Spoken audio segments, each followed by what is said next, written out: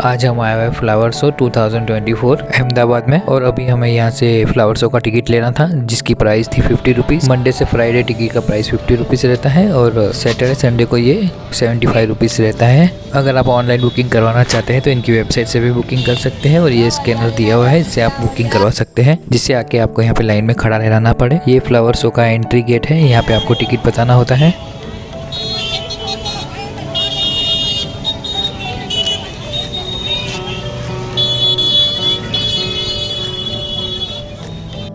Flower show में शाम के टाइम में बहुत सारी भीड़ हो जाती है, इसीलिए हम थोड़ा जल्दी ही आ गए थे। इसीलिए हमारे वीडियो में कोई ज़्यादा पब्लिक दिखाई नहीं दे रही होगी। अंदर एंट्री लेने पे ही आपको एक खूबसूरत सा फाउंटेन दिखाई देता है। एक्चुअल में फ्लावर शो की एंट्री अलग से बनाई गई थी, लेकिन अभी ये रिवर फ्रंट गार्डन से आपको होके जाना होता है। यहाँ से थोड़ा आगे चलने पर आपको फ्लावर गार्डन दिखाई देगा जो काफ़ी खूबसूरत है। गार्डन के पास में ही होके आपको आगे चलते हुए जाना है। फ्लावर शो में जा रहे हैं तो अपने साथ पानी ज़रूर लेके जाएं क्योंकि बहुत लंबा यहाँ पे चलना होता है जिससे आपको बार बार प्यास लग सकती है। वैसे तो वहाँ पे पानी के कैंपर रखे हुए हैं, वहाँ से भी आप पानी पी सकते हैं। यहाँ से थोड़ा आगे चलने पर हार्ट शेप में ये डिज़ाइन बनाया गया है रास्ते ऊपर।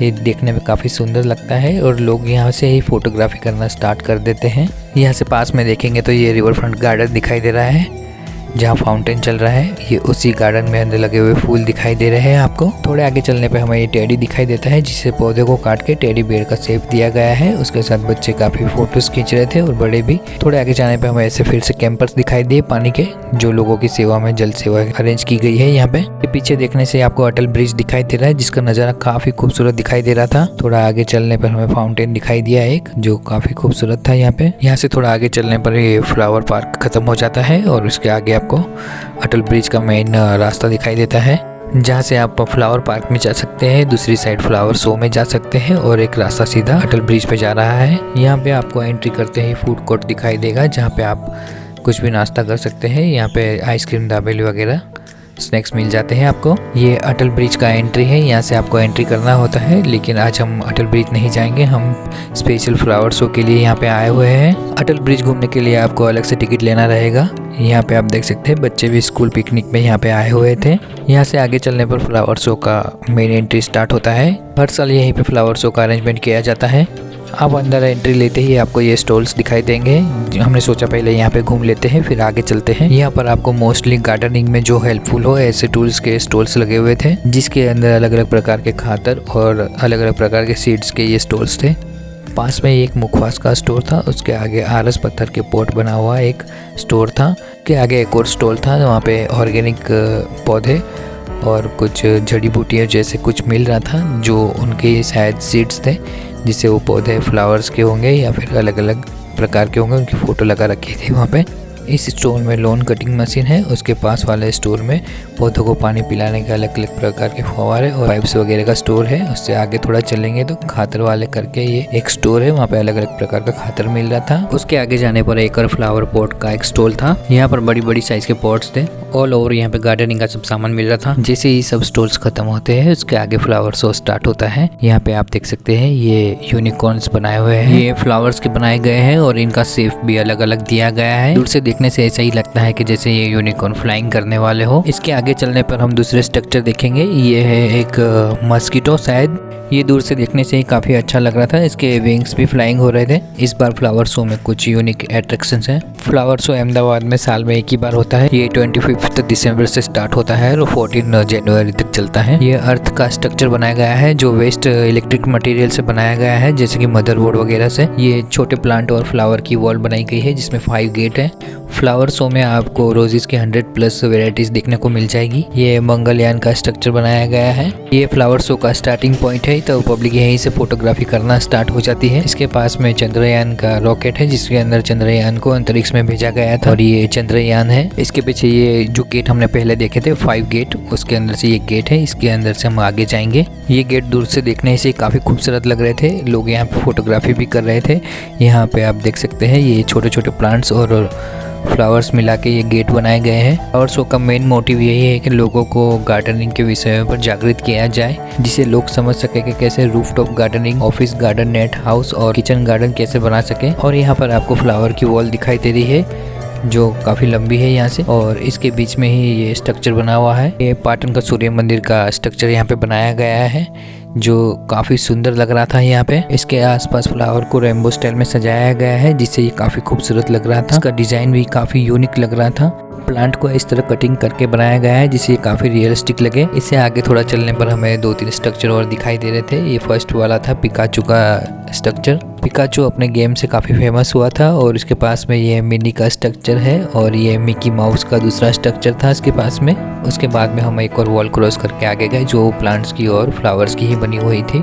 उसके आगे जाने पर हमने देखा कि एक ओलंपिक्स का फायरिंग वाला यहाँ पे सिंबल बना हुआ था जहाँ पे लोग फोटोग्राफी कर रहे थे। ये अलग अलग कलर के फ्लावर से बनाया गया था जो अपने कलर से ही काफी अच्छा लग रहा था। यहाँ पर ओलंपिक रिंग के साथ एक स्पोर्ट्स को दिखाया गया है। यहाँ पर ओलंपिक रिंग अलग अलग दिखाई दे रही है अलग अलग कलर में और उसके आगे स्पोर्ट्समैन दिखाई दे रहे हैं जो अपने स्पोर्ट्स को रिप्रेजेंट कर रहे हैं। यहाँ पर म्यूनिसिपल कॉर्पोरेशन की ओर से बस सेवा भी स्टार्ट की जाती है जो 2 हफ्ते तक चलती है, जो आपको रिवर फ्रंट तक ले जाएगी। आगे चलने पर हमें सरदार वल्लभ भाई पटेल का ये स्ट्रक्चर देखने को मिलता है जो प्लांट को कार्विंग करके बनाया गया है। ये देखने में भी काफ़ी अच्छा लग रहा था। और यहाँ पे हैंडीकैप और सीनियर सिटीजन के घूमने के लिए ये इलेक्ट्रिकल व्हीकल की भी व्यवस्था की गई थी। इससे थोड़ा आगे चलने पर हमें ये रेनडियर्स दिखाई देते हैं जो वाइट फ्लावर से बनाए गए हैं। उस पर कुछ आपको येलो फ्लावर्स भी दिखाई देंगे जिसे देखने में ये थोड़ा नेचुरल जैसे दिखाई देते हैं। उससे थोड़ा आगे चलने पे हमें गार्डन दिखाई देता है। गार्डन में ये अर्थ है, अर्थ पे लिखा हुआ है वाइब्रेंट गुजरात 2024। इससे थोड़ा आगे जाने पे हमें ये वाइब्रेंट गुजरात लिखा हुआ दिखाई देगा जो ब्लू फ्लावर और रेड फ्लावर से लिखा गया है। उससे थोड़ा बाजू में ही माई सिटी माई प्राइड करके लिखा हुआ है जो पिंक कलर के फ्लावर से लिखा गया था, वो काफ़ी सुंदर लग रहा था यहाँ पे। इसके पास में ही आप देखेंगे तो आपको एक एलिफेंट का स्ट्रक्चर दिखाई देगा जिसके अंदर परफेक्ट कार्विंग किया हुआ है। इसका फेस और ईयर्स देखेंगे तो जो परफेक्ट कार्विंग करके बनाया गया है जो काफ़ी सुंदर लग रहा था। ये फ्लावर शो का मेन गेट है। जब फ्लावर शो स्टार्ट किया गया था तब यहाँ से एंट्री स्टार्ट की गई थी, लेकिन पब्लिक की भीड़ ज़्यादा बढ़ जाने की वजह से पीछे से ये रास्ता बंद कर दिया गया। अभी फ्लावर शो की एंट्री फ्लावर पार्क से होके दी गई है, वहाँ से आपको घूम के यहाँ पे आना होता है। वाइब्रेंट फ्लावर शो 2024 और उसके पास में India is now on the moon वो फोटो लगाया गया है और उसके पास में 10 जनवरी को Guinness book of world record में फ्लावर शो को दर्जा मिला है, वो फोटो रखा गया है।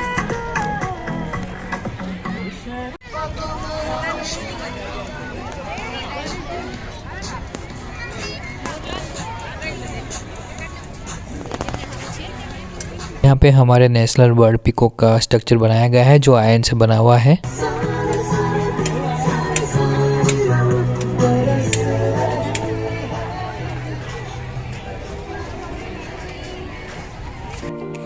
यहाँ से थोड़ा आगे चलने पर हमें ये बटरफ्लाई दिखाई देते हैं।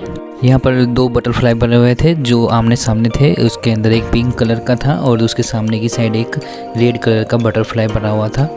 ये बटरफ्लाई के नीचे एक झूला लगा हुआ था, जो झूला जैसे भी झूलता था तो बटरफ्लाई ऐसे फ्लाइंग कर रहा हो ऐसे दिखाई देता था। ये बटरफ्लाई यहाँ का एक यूनिक अट्रैक्शन था, काफ़ी लोग इसकी फ़ोटोज़ खींच रहे थे। उसके अलावा बटरफ्लाई के आसपास दोनों साइड ऐसे गार्डन बना हुआ था और उसके आगे ये वॉल लगी हुई थी। इससे थोड़ा आगे चलने पे हमें ये पार्लियामेंट दिखाई देती है जो अभी नई पार्लियामेंट बनाई गई है दिल्ली में, उसका ये स्ट्रक्चर बनाया गया है। इससे थोड़ा आगे चलने पे हमें ये फेस स्टेचू दिखाई देते हैं जो अलग अलग कल्चर को रिप्रेजेंट करते हैं। ये दूर से देखने से ही काफ़ी अच्छे लग रहे थे। ये स्टेचू इंडिया के अलग अलग प्रदेश के लोगों को रिप्रेजेंट करते हैं, जिसके अंदर उनका हेयर स्टाइल वगैरह, ज्वेलरी का स्टाइल वगैरह और कपड़ों का स्टाइल भी यहाँ पे आपको दिखाई दे रहा है। ये फ्लावर शो का इलेक्ट्रिक एरिया है। यहाँ के जो स्ट्रक्चर लगाए गए हैं जो मोस्टली इलेक्ट्रिक पावर से ही ऑपरेट होते हैं। इससे थोड़ा आगे जाने पर हमें फिर से वो वॉल दिखाई देती है जहाँ से हम आगे आए हुए थे। इससे थोड़ा आगे हम जाएंगे तो वहाँ पे नर्सरी का एरिया है, वहाँ से आप कुछ भी प्लांट वगैरह ख़रीदना चाहते हैं तो वहाँ से आप बाय कर सकते हैं। ये नर्सरी एरिया है और ये यस फार्म एंड नर्सरी है। यहाँ से आप कोई भी प्लांट वगैरह ख़रीद सकते हैं। यहाँ पे अलग अलग प्रकार के और वैरायटीज़ में आपको यहाँ पे प्लांट्स वगैरह मिल रहे थे।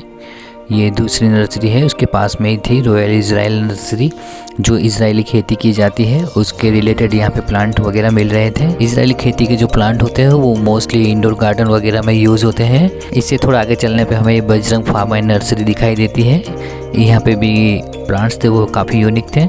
यहाँ पे जो प्लांट्स मिल रहे थे, जो इंडोर होम प्लांट्स थे, जो आप डाइनिंग टेबल वगैरह पे यहाँ पे रख सकते हैं, वो वाले प्लांट्स यहाँ पे जनरली मिल रहे थे। इसके अलावा भी रेगुलर प्लांट्स भी यहाँ पे अवेलेबल थे।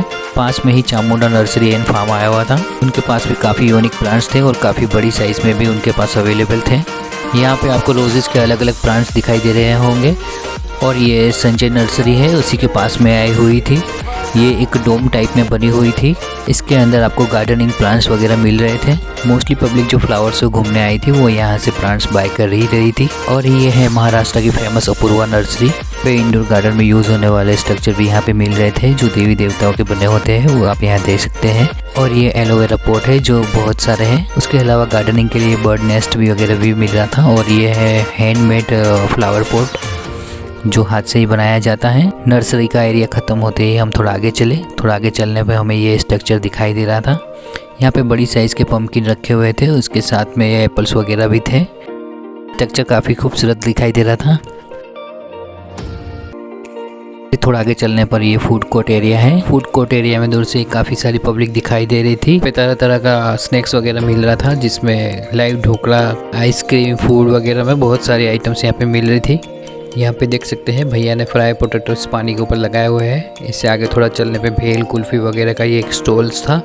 उससे आगे थोड़ा आगे चलने पर एक कॉटन कैंडी और चना जोर गरम था। यहाँ पे स्मोक बिस्किट्स मिल रहे थे जो काफ़ी ज़्यादा पब्लिक ट्राई कर रही थी। यहाँ पे ये एक मेनू है यहाँ का, वो भी आप देख सकते हैं।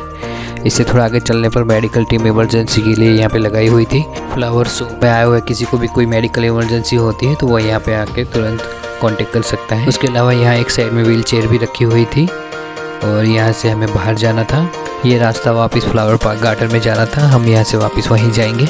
ये फ्लावर पार्क गार्डन का एक दूसरे नंबर का गेट है। यहाँ से आप अटल ब्रिज भी जा सकते हैं। यहाँ से फ्लावर शो में जो एलईडी लाइटिंग लगाई गई है वो यहीं से ऑपरेट होती है। जो भैया यहाँ पे बैठे हैं वो दिखाई दे रहे हैं। वापस जाते टाइम पे डोम के साइड में एक ब्रिज बना हुआ था, उस ब्रिज के ऊपर से हम सीधा दूसरी साइड जा रहे थे। इस डोम के अंदर भी कुछ प्लांट्स लगाए गए हैं जो हमने यहाँ पे देखे नहीं थे, लेकिन नेक्स्ट टाइम आएंगे तो हम यहाँ पे जरूर से देखेंगे। इससे थोड़ा आगे चलने पर हमें गार्डन में ये कैसल दिखाई देता है, जो डिज्नी वर्ल्ड की कार्टून मूवीज में जो दिखाई देता है वही था सेम ये। इस कैसल के आगे एक नदी बनाई गई है, उसके ऊपर ब्रिज है, उससे आगे थोड़ा रोड है और उसके आगे थोड़ा गार्डनिंग वगैरह दिखाया गया है। आगे चलने पर हमें ये डोम दिखाई देते हैं। डोम के ऊपर बाउल है, बाउल के अंदर कुछ छोटे मोटे स्ट्रक्चर रखे गए हैं। और ये फ्लावर शो की फेमस डोल है जो हर साल बनाई जाती है और लोगों को सबसे ज्यादा यही पसंद आती है। थोड़ा आगे चलने पर हमें फिर से डोम्स दिखाई दिए। डोम्स के ऊपर कांच में कुछ स्ट्रक्चर बनाए गए थे।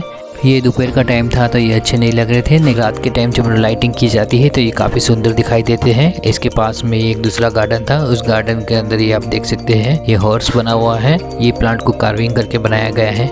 इससे थोड़ा आगे चलने पे हमें नारियल के कुछ पौधे दिखाई देते हैं। उससे थोड़ा आगे जाने पे हमें ये लेक दिखाई देती है जो फ्लावर पार्क गार्डन में बीच में बनाई गई है। इसके अंदर एक फाउंटेन भी लगाया गया है। ये सामने आपको दिखाई दे रहा है जो एंट्रेंस में अलग अलग कलर के फ्लावर्स के 12 गेट बनाए गए हैं वो यहाँ पे दिखाई दे रहे हैं आपको। लेक के अंदर कुछ कमल भी लगे हुए थे लेकिन जो यहाँ पे साफ दिखाई नहीं दे रहे हैं। उससे थोड़ा आगे जाने पर हमें टेडी दिखाई देता है। टेडी के हाथ में बलून है। इससे थोड़ा आगे जाने पे हमें बच्चों का एक्टिविटी एरिया दिखाई देता है। और थोड़ा आगे चलने पे हमें फिर से वो फ्लावर गार्डन दिखाई देता है जहां हमने एंट्री ली थी। ये देखने में काफ़ी सुंदर दिखता है। कई प्रकार के अलग अलग फ्लावर्स प्लांट लगाए गए हैं। इसके अलावा ऐसे दीवार पे पॉट लगा के भी फ्लावर के प्लांट लगाए गए हैं जो काफ़ी सुंदर दिखाई देते हैं। और यहाँ हम फाइनली एग्जिट तक पहुँच चुके थे। यहाँ पहुँचने पर हमने देखा कि पब्लिक की बहुत ज़्यादा भीड़ लग चुकी थी। यहाँ फ्लावर शो साल में एक ही बार होता है, वो भी इतने कम समय के लिए होता है, इसलिए पब्लिक का क्रेज़ तो यहाँ पे दिखाई ही दे रहा था। अगर आपको ये वीडियो अच्छा लगा है तो इस चैनल को ज़रूर से सब्सक्राइब करें और हमारे दूसरे वीडियो आप देखना चाहते हैं तो चैनल को सब्सक्राइब करके वो भी आप देख सकते हैं और इस वीडियो को ज़रूर से लाइक करें।